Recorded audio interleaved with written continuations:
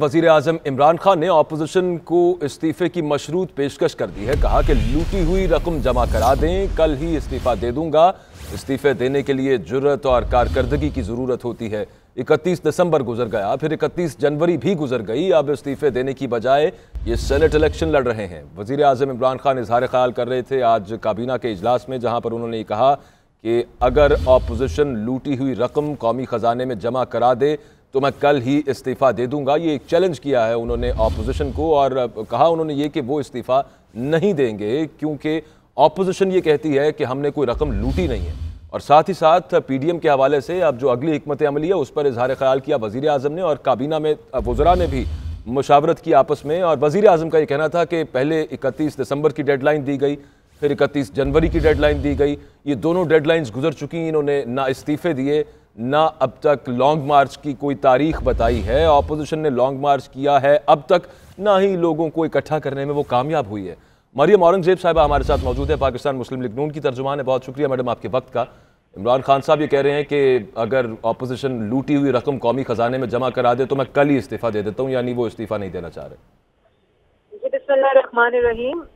Opposition की लूटी हुई रकम का तो जो ढोल उन्होंने पीटा था इलेक्शन के दिनों से लेकर, कंटेनर से लेकर आज तक, उसकी असलियत तो पाकिस्तान की आवाम के सामने आ गई है कि आज 2.5 साल गुजर जाने के बावजूद एक धेले की करप्शन का ना सबूत और ना इल्जाम जो है वो साबित हो सका है। लेकिन बात सिर्फ इतनी है कि अभी जो 2.5 साल में लूट मार जो तमाशे करके ये इल्जाम लगाते थे, आज 2.5 साल में जो आटा, चीनी, बिजली, गैस, दवाई चोरी, जो मुल्क के कौमी खजाने से कमीशन खाते वजीर आजम पकड़ा जाए, जो आटा चोरी करते पकड़ा जाए, जो चीनी चोरी करते पकड़ा जाए, वो अपना जवाब दे। तो अपनी लूटी हुई रकम जो 14,000 बिलियन का कर्जा 2.5 साल में लिया और एक ईंट नहीं लगाई, 400 अरब की चीनी, 122 अरब की LNG, 250 अरब का आटा, इस लूटी हुई रकम को अपने घर जाने से पहले कौमी खजाने में जमा करवाए। और 23 फॉरेन फंडिंग अकाउंट से जो इलीगल फंडिंग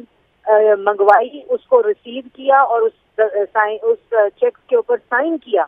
वो लूटी हुई मनी लॉन्डर्ड जो बाहर से इलीगल गैर कानूनी तरीके से मंगवाई गई है, उसका जवाब दे दें।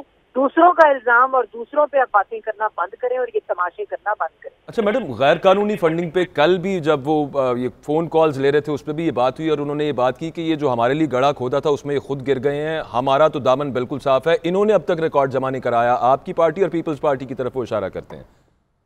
जो फोन कॉल्स की हकीकत है पता चल रही है कि साथ वाले कमरे से एडिटेड फोन कॉल्स वो ले रहे थे, क्योंकि अगर जरूरत होती, अगर दम होता तो पार्लियामेंट में वादा किया था हर जुमेरात आपको आके सवालों के जवाब देंगे। वहां से तो गुमशुदगी का इश्तिहार है पार्लियामेंट से। दूसरी बात यह फॉरेन फंडिंग की ना, ये वही बात है कि ट्रांसपेरेंसी इंटरनेशनल में अपनी करप्शन पकड़ी गई तो कहते हैं नवाज शरीफ के दौर की रिपोर्ट थी। ये वही बात है कि कत्ल कर दो तो क्रॉस FIR कटवा दो दूसरे पे बचने के लिए। पाकिस्तान मुस्लिम लीग नून की 1 रुपए की फॉरेन फंडिंग की ना जवाब तलबी है।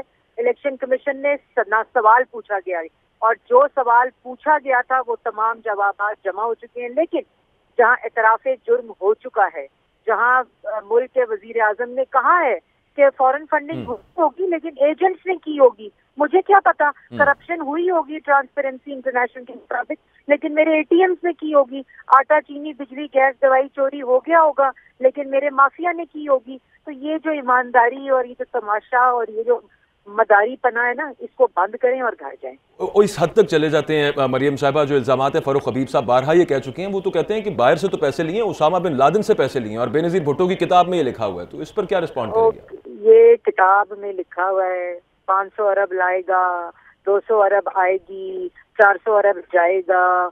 ये तमाशे तो हम सुन रहे हैं 2.5 साल से कंटेनर। इसलिए ये मज़ाहिका खेज जो सर्कस लगा हुआ है ना, इसको बंद होना चाहिए। मुल्क इन नलायकों का, मदारियों का, जोकर्स का और खलंडरों का, चोरों का, करप्ट टोले का मुतहम्मिल नहीं हो सकता।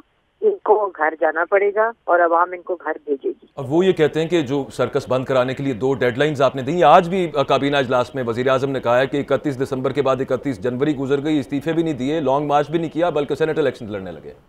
जी, ये इतने बड़े इस वक्त मैं आपको अब क्या अल्फाज इस्तेमाल करूं, मुझे उस कुर्सी की शर्म आती है जिसके ऊपर ये मुसल्लत है। बात सिर्फ इतनी है कि 31 जनवरी کہ جو ڈیڈ لائن گزری ہے اس کے بعد میں نے کل بھی بیان دیا تھا کہ جو اپنے آپ کو وزیر اعظم سمجھ رہا ہے پچھلے 2.5 سال سے، جس کو RTS بٹھا کر مسلط کیا گیا ہے، اس کو ٹھیک سے ہی پتہ چلے گا جیسے باقی چیزوں کا پتہ چلتا ہے کہ وہ گھر جا چکے ہیں۔ بہت شکریہ، آپ ہمارے ساتھ تھیں، آپ نے وقت دیا۔ مریم اورنگزیب صاحبہ ہمارے ساتھ تھیں اور اپنا اوپینین دے رہی تھیں، ترجمان پاکستان مسلم لیگ نواز، اور ان کا یہ کہنا تھا کہ عوام حکومت کو گھر بھیج کر ہی رہیں گے۔ سعید قاضی صاحب نے ہمیں جوائن کیا ہے، سینئر اینکر پرسن تجزیہ کار۔ بہت شکریہ قاضی صاحب آپ کے وقت کا۔ عمران خان صاحب یہ کہتے ہیں کہ انہوں نے جتنی ڈیڈ لائنز دیں وہ پوری نہیں ہوئی، وہ گزر چکی، اس کے علاوہ یہ لوگ اکٹھے نہیں کر سکے، اس وجہ سے یہ لانگ مارچ بھی نہیں کریں گے اور سینٹ الیکشن میں حصہ لیں گے اور یہ واپس بزنس ایز یوزول ہو جائے گا، جو اشارہ دیا جا رہا ہے۔ تو آپ کو لگتا ہے کہ یوں ہی معاملہ چلے گا آگے جس طرح سے وزیر اعظم کو لگ رہا ہے؟ ہاں بالکل ایسی بات ہی ہے، کیونکہ ظاہر ہے کہ PDM کے غبارے سے تو ہوا نکل گئی ہے، کیونکہ سوشل بیس نہیں تھی، اور جو لوگ جانتے ہیں یا سیاست کے طالب علم ہیں وہ جانتے تھے کہ یہ جو ہے یہ ایک ٹی وی کی سکرینوں پر ایک دوسرے کے نعرے، بیانات، گالیاں، الزامات تھے، اور ظاہر اور اب PDM کو پھر مجبوراً ان کا یہ خیال تھا PDM کا کہ شاید باہر سے مدد آ جائے، مڈل ایسٹ کے ملکوں سے مدد مل جائے، ہم اندر آ جائیں، بلیک میل کر لیں ان کو الزامات لگا کر، مگر ساری بات تو سوشل بیس کی ہوتی ہے۔ سوشل بیس ان میں سے کسی پارٹی کی نہیں تھی، اور سوشل بیس کے لیے یہ مولانا صاحب کو دیکھ رہے تھے۔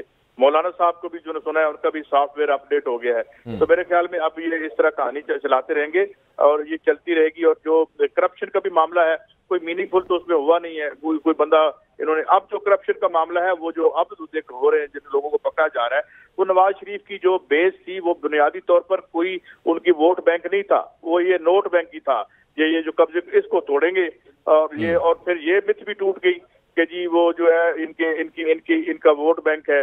ووٹ بینک نہیں تھا یہ اگر ووٹ بینک ہوتا تو یہ PDM کا حال وہ نہ ہوتا جو آج ہوا ہے۔ سوشل بیس پارٹیوں کی اس لیے نہیں ہے کیونکہ سوشل بیس ایجنڈے نہیں ہے، سوشل ویلفیئر جو ہے ان کے منشوروں میں ایک جعلی اور فرضی طور پر لکھا ہوا ہے، انہوں نے اپنی ویلفیئر کی ہے، اس وجہ سے یہ موومنٹ بیٹھ گیا۔ اب PM صاحب بیان دیں گے، ایک سیاسی بیان دے رہی ہے انہیں، نہ تو نارمل دیر ہوگا نہ رادہ ناچے گی۔ بہت شکریہ سعید قاضی صاحب، تجزیہ دے رہے تھے اس خبر پر اپنا۔